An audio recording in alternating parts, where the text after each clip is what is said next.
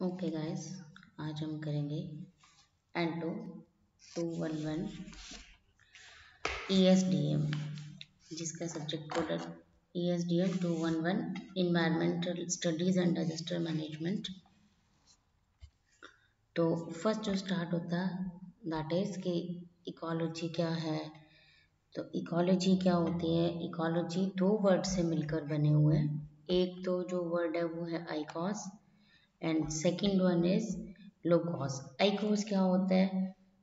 जो हम हैबिटेट है या किसी ऑर्गेनिज्म का आवास स्थान है। एंड लोगोस क्या होता है? किसी का अध्ययन। तो इकोलॉजी वर्ड में क्या हो गया? किसी भी ऑर्गेनिज्म के रहने के स्थान या उसके हैबिटेट या आवास का अध्ययन। तो इसमें क्या हुआ है कि जो इकोलॉजी है वह ब्रांच जिसमें जो नेचर है या जो इन्वायरमेंट है उसके साथ इंटर रिलेशनशिप को स्टडी किया जाता है। अकॉर्डिंग टू हिकल क्या होता है कि इकोलॉजी किसे कहते हैं कि जिसमें ऑर्गेनिज्म और उसका जो इन्वायरमेंट है उसके बीच जो इंटरेक्शन है या उसके बीच जो संबंध होते हैं उनका जो अध्ययन किया जाता है उसे इकोलॉजी कहते हैं। जैसे इन्वायरमेंट क्या है? जो सराउंडिंग्स है ना, आसपास वाटर है, गैसेज है, CO2 है, कैल्शियम, ऑक्सीजन, कार्बोनेट, या जैसे कुछ एबायोटिक फैक्टर हैं लाइक जिसको हम कह सकते हैं कि लिविंग ऑर्गेनिज्म नहीं होते वो, जैसे हमारी सॉइल है, मिट्टी, या जो टेम्परेचर है, ये जो बारिश होती है, या जो रेडिएशंस हैं, सनलाइट है, तो ये सब जो है वो हमारा इन्वायरमेंट कहलाते हैं। तो इकोलॉजी क्या होगी कि जो ऑर्गेनिजम्स है उसका जो इन्वायरमेंट है मीन्स उसमें जो बायोटिक हैं फैक्टर्स और जो एबायोटिक फैक्टर मीन्स जो लिविंग और नॉन लिविंग जो मैटर्स है उसका इंटर रिलेशनशिप को स्टडी करना इकोलॉजी कहलाता है। अब जब इकोलॉजी की बात करते हैं तो उसमें हम उसकी फर्दर डिविजन्स भी की जाती हैं कि इकोलॉजी के जो डिवीज़न हैं या वो कौन कौन सी इकोलॉजी होती है, जिसमें दो डिवीज़न बनाए गए हैं। एक है autecology and second is synecology. Autecology क्या है? ऑटो इकोलॉजी में क्या होता है कि जिसमें केवल एक ही जाति के जो जीव हैं, एक ही जाति के ऑर्गेनिजम्स का उसके बायोटिक और अबायोटिक इन्वायरमेंट के साथ उसकी इंटर रिलेशनशिप को स्टडी करना क्या कहलाता है? Auto ecology. जबकि हम बात करते हैं सिन इकोलॉजी की, सह-पारिस्थितिकी की, तो उसमें जो सिन इकोलॉजी है उसमें एक किसी पर्टिकुलर एनवायरनमेंट में रहने वाले अलग अलग स्पीशीज के जो कम्युनिटीज़ हैं या जो पॉपुलेशन है और वहाँ का जो इन्वायरमेंट है, एबायोटिक बायोटिक फैक्टर, उन सबका जो इंटरेक्शन होता है उसके अध्ययन को सिन इकोलॉजी कहते हैं। अब इसको आगे फर्दर 3 पार्ट्स में डिवाइड किया गया है, जिसे एक है हमारे पास समष्टि इकोलॉजी या population ecology and second one is ecosystem ecology and third is community ecology या समुदाय पारिस्थितिकी। फर्स्ट देखते हैं हम कि फर्स्ट हमारे पास क्या है, समष्टि इकोलॉजी या समष्टि पारिस्थितिकी। इसमें क्या होता है कि एक एरिया या एक ही क्षेत्र में उपस्थित एक जाति की सभी ऑर्गेनिजम्स मीन्स क्या क्या पर्टिकुलर चीजें होगी। फर्स्ट तो एक एरिया या एक क्षेत्र और उसमें रहने वाले केवल एक स्पीशीज के ऑर्गेनिज्म द्वारा साथ रहने की जो हैबिट होती है, साथ रहने की जो प्रवृत्ति होती है और उनकी आपस में इंटरेक्शन या एक दूसरे पर डिपेंडेंट रहना कि एक दूसरे पर किस प्रकार निर्भर है, ये सब स्टडी करना क्या कहलाता है? Population ecology. नेक्स्ट देखते हैं हम कि जो इकोसिस्टम इकोलॉजी है वो क्या होती है।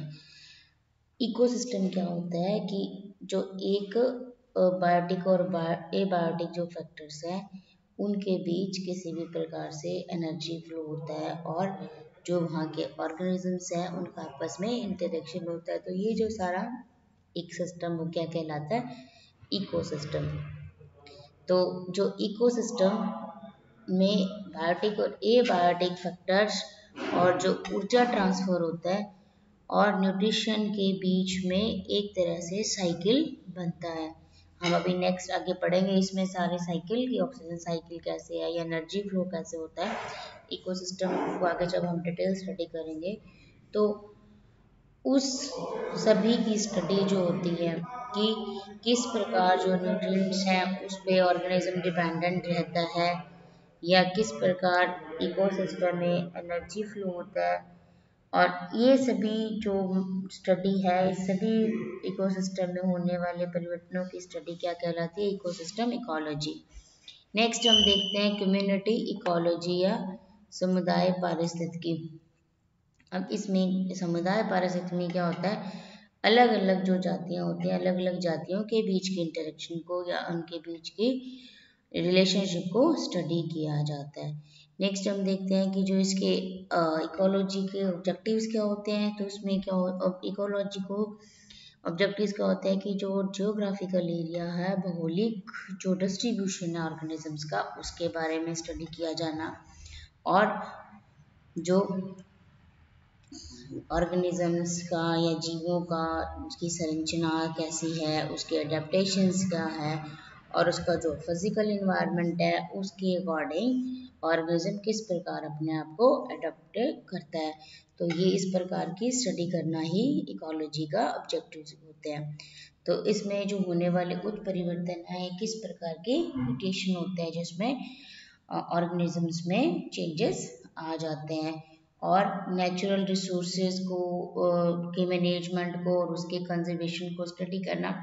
तो ये सारे जो पॉइंट्स हैं ये क्या होते हैं, इसके ऑब्जेक्टिव्स किसके, इकोलॉजी के उद्देश्य है, पारिस्थितिकी के उद्देश्य है कि हम इकोलॉजी क्यों पढ़ते हैं या इकोलॉजी को स्टडी क्यों किया जाता है। इकोलॉजी क्या, किसी ऑर्गेनिजम्स की interrelationship with their biotic and abiotic environment और factors।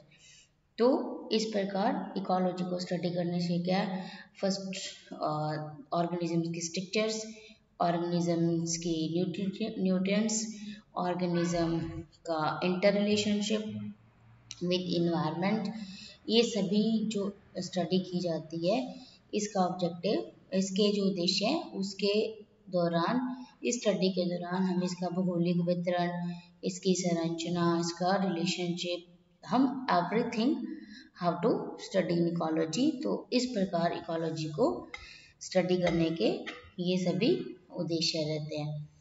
तो जो इन रिलेशनशिप कैसे होता है कि जो बायोटिक एबायोटिक फैक्टर जैसे सोइल है, मॉइस्चर है, टेम्परेचर है या रेनफॉल है, इसका ऑर्गेनिजम्स की लाइफ पर किस प्रकार से इफेक्ट पड़ता है।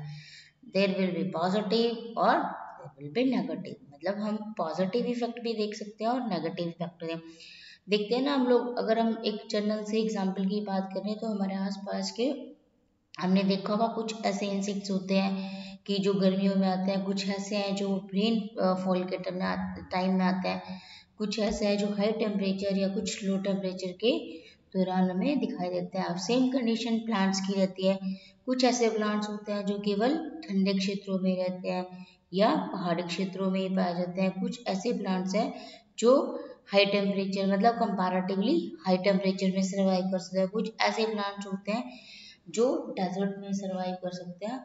तो these are the differences between organism environment, कि उसका जो बायोटिक और एबायोटिक फैक्टर है उसको इफेक्ट करते हैं, इसी कारण उसकी जो लाइफ है वो अलग अलग एरिया वाइज अलग अलग अडेप्टेशंस आ जाती हैं। तो इस प्रकार जो अगर हम बात करें एनिमल्स की या हम बात करें प्लांट्स की तो क्लब करके हम क्या बोलते हैं, दैट इज ऑर्गेनिज्म, कि हम बात करते हैं जीवों की। तो जीवों में किस प्रकार के चेंजेस होते हैं, जैसे हम आपने देखा है कि एनिमल्स में देखो कि डेजर्ट एरिया के एनिमल्स अलग होते हैं, फिर हाँ पहाड़ी एरिया के एनिमल्स अलग हैं, और अगर स्नोफॉल एरिया की बात करें जहाँ पे स्नोफॉल होती है तो वहाँ के जो एनिमल्स हैं वो डिफरेंट टाइप के होंगे। इस प्रकार ये जो अडेप्टेशंस आती हैं या जो चेंजेस आते हैं, ये जो म्यूटेशन के कारण ऑर्गेनिज्म में चेंजेस हो जाते हैं। म्यूटेशन क्या, अचानक से कोई परिवर्तन होना, तो अचानक से परिवर्तन क्या होगा, या तो इन्वायरमेंट के अकॉर्डिंग होगा या फिर क्या होगा, जो उसके जेनेटिक वेरिएशंस के कारण। तो ये सारी स्टडी किसके अंतर्गत आती है, दैट इज इकोलॉजी। नेक्स्ट हम बात करते हैं कि जो कंपोनेंट्स ऑफ एन इकोसिस्टम, पारिस्थितिक तंत्र के जो घटक हैं वो कौन कौन से होते हैं। तो मैंने पहले भी बताया कि टू टाइप्स के होंगे, एक है जैविक एक अजैविक, एक biotic component and second is abiotic component या अजैविक घटक। देखते हैं कि जब हम बायोटिक फैक्टर्स की बात करते हैं, हमको मैंने बताया एक लिविंग ऑर्गेनिज्म और सेकेंड इज डेड ऑर्गेनिज्म। अब हम बायोटिक फैक्टर में बात करें तो बायोटिक फैक्टर में हमारे पास 3 तरह के घटक आते हैं। फर्स्ट जो है हमारे पास उत्पादक प्रोड्यूसर, सेकंड कंज्यूमर उपभोक्ता एंड थर्ड इज अपघटनकर्ता या डिकम्पोजर। तो 3 प्रकार के घटक होते हैं जब हम किसी इकोसिस्टम की बात करते हैं।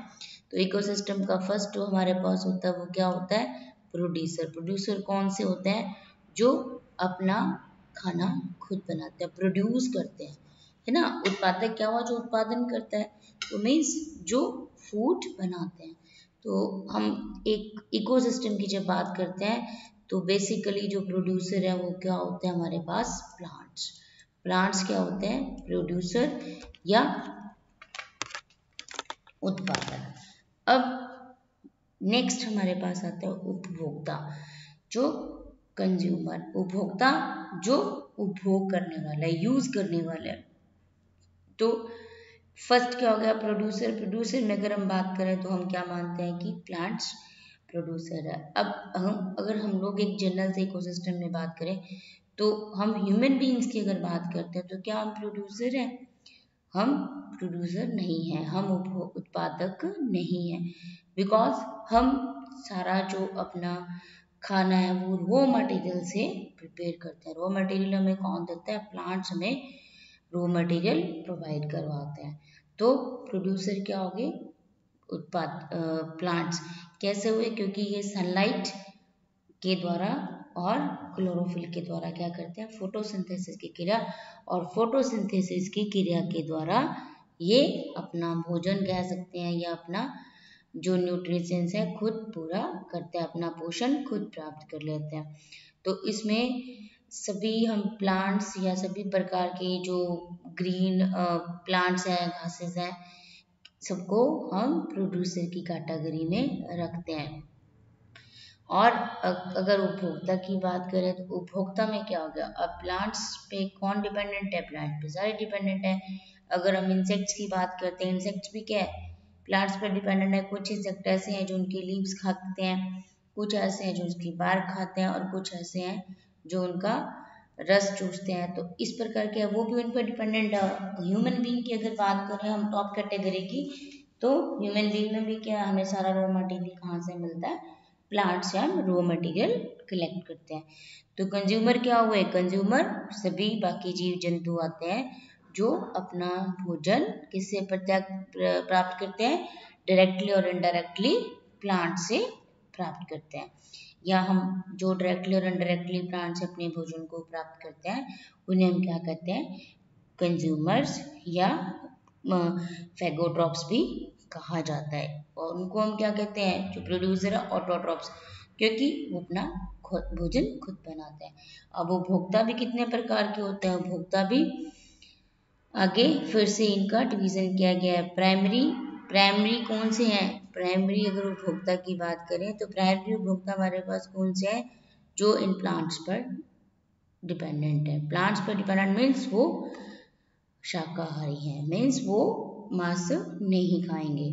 तो जो शाकाहारी हैं उन्हें क्या कहा जाता है, प्राइमरी कंज्यूमर्स, जो भोजन किससे प्राप्त करते हैं, डायरेक्टली पेड़ पौधों से या प्लांट्स के डिफरेंट डिफरेंट पार्ट्स को खाकर ही अपना भोजन प्राप्त करते हैं। जैसे मैंने अभी बताया भी था कि जैसे इंसेक्ट्स होते हैं वो क्या करते हैं, तो लीव्स खाते हैं या बार्क खाते हैं, या उसकी रूट्स में भी कुछ ऐसे इंसेक्ट हैं जो रूट्स में भी रहते हैं। तो जैसे ग्रास होपर है, और क्या इंसेक्ट होते हैं, बीटल है, बटरफ्लाईज हैं।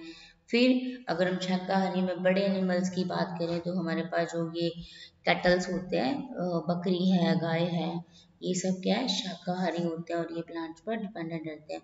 तो दीज कॉल्स प्राइमरी कंज्यूमर्स।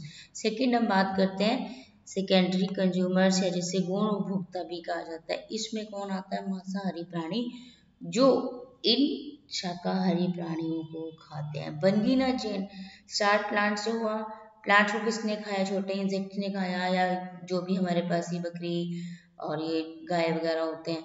और सेकेंडरी में कौन से हैं, जो इन शाकाहारी प्राणियों को खाते हैं। जैसे क्या होता है, हमारे पास चिड़िया हैं, चिड़िया क्या इंसेक्ट्स को खा लेती हैं, छिपकलियाँ बिटल्स बग्स को खा लेती हैं। और इस प्रकार जैसे फ्रॉग की बात करें तो फ्रॉग भी छोटे इंसेक्ट्स को खा के न्यूट्रिएंट्स अपना पोषण प्राप्त करता है। तो नेक्स्ट है हमारे पास टर्शरी कंज्यूमर्स। अब इसमें भी मांसाहारी प्राणी आते हैं, पर इसमें कौन से आते हैं, इसमें वो मांसाहारी प्राणी आते हैं जो छोटे वालों को खाते हैं। जैसे मेंढक है, अभी पहले क्या था कि जो बिटल बग्स है उसको किसने खाया, मेंढक ने। अब मेंढक को कौन खाता है, सांप, या जैसे बाज या गिद्ध सांप को खाता है। तो इस प्रकार के जो बड़े एनिमल्स हैं उन्हें टर्शरी कंज्यूमर्स कहा जाता है। और नेक्स्ट है हमारे पास टॉप कार्निवोरस या उच्च मांसाहारी, जो क्या है, कई जो सभी मांसाहारियों को मारकर खा जाते हैं, परंतु इन्हें कोई मारकर नहीं खा सकता। जैसे शेर है, चीता है ना, ये क्या मगरमच्छ है या बाज है, इस प्रकार के जो एनिमल्स हैं उन्हें क्या कहा जाता है, उच्च मांसाहारी या टॉप कार्निवोरस। तो हमारे पास क्या बन गया, एक चेन। सबसे पहले हमारे पास प्रोड्यूसर की, ठीक है साहब। प्रोड्यूसर के बाद हमारे पास प्रोड्यूसर को किसने खाया, प्रोड्यूसर को खाया हमारे पास फिर से प्राइमरी कंज्यूमर्स। प्राइमरी कंज्यूमर्स को किसने खाया, सेकेंडरी कंज्यूमर्स। सेकेंडरी कंज्यूमर्स को किसने खाया, किसने यूज किया, टर्शरी कंज्यूमर्स। तो टर्शरी कंज्यूमर्स को किसने खाया, फिर टॉप कार्निवोरस। तो इस प्रकार एक ये चेन की फॉर्म बन गई। तो ये जो चेन है इसे क्या कहा जाता है, फूड चेन। क्या कहते हैं इसे, फूड चेन। अब ये चेन समझ आ गई ना। इकोसिस्टम क्या है, इकोसिस्टम प्रोड्यूसर से लेके टॉप कंज्यूमर्स या टॉप जो कार्निवोरस है उसकी जो एक चेन बनी है, या उसका एक जो स्टेप बाय स्टेप आगे चलते जा रहा है, तो ये क्या कहलाता है, हमारे पास एक इकोसिस्टम भी कह सकते हैं और इसे हम फूड चेन भी कहते हैं। नेक्स्ट हम बात करते हैं कि जो उपभोक्ता हैं, वो सॉरी अपघटक हैं या जो डिकम्पोजर्स हैं, वो क्या होते हैं, जिसे जिसे सैप्रोट्रोफ्स भी कहा जाता है। तो इसमें बैक्टीरिया या फंजाई को इंक्लूड किया जाता है, जो पेड़ पौधों और जो जीव जंतु या जो डेड ऑर्गेनिक मैटर है उसको विघटित करके उसको ऑर्गेनिक या इनऑर्गेनिक कंपाउंड्स में बदल देते हैं। नहीं तो क्या होगा, जो भी अगर सड़ गल गया है तो उस वो वहीं पे ही पड़ा रहेगा, वो डिकम्पोज नहीं होता। तो डिकम्पोजर का काम क्या है, उसे खत्म करना। जो भी ऐसी चीजें, जीव जंतु कोई मर गया या जो पेड़ पौधे हैं उनकी लीव्स जो गिर जाती हैं, या जो सूखे हुए या डेड जो प्लांट्स हैं उनको डिकम्पोज कौन करता है, या तो बैक्टीरिया या फंजाई। इसको डिकम्पोजर्स की श्रेणी में रखा गया है, या इन्हें डिकम्पोजर्स कहते हैं, जो इन्हें सड़ा गलाकर खत्म कर देता है। और दूसरा क्या हमारे पास इकोसिस्टम का जो सेकंड, एक तो बायोटिक घटक हो गए पूरे। अब हम एबायोटिक घटक की बात करते हैं, तो उसमें हमारे पास क्या होता है, एक तो जलवायु या जिसे हम फिजिकल एनवायरनमेंट कहते हैं, सेकंड अकार्बनिक और थर्ड कार्बनिक। तो जो फिजिकल जो फैक्टर है वो कौन कौन से होते हैं, फिजिकल फैक्टर या कंपोनेंट्स, जिसमें हम बात करेंगे कि एयर या लाइट, सॉयल या टेम्परेचर, ये सभी रेनफॉल, ये सभी किस में आते हैं, फिजिकल फैक्टर्स या फिजिकल कंपोनेंट्स, जलवायवीय या भौतिक कारक।